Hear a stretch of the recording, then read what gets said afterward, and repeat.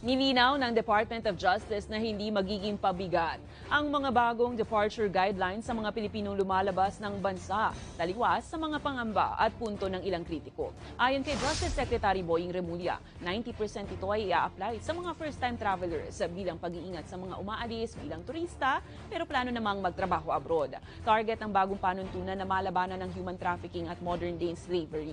Sa ilalim nito, dadaan sa mga proseso ng immigration inspection ng lahat ng Filipino outbound travelers.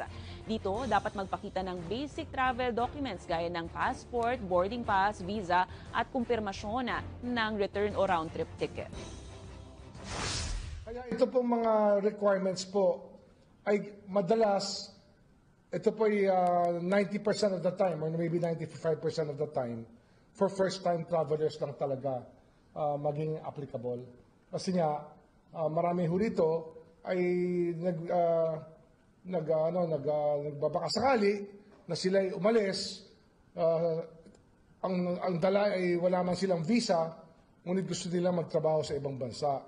Iniiwasan po natin yan sapagkat wala pong proteksyon.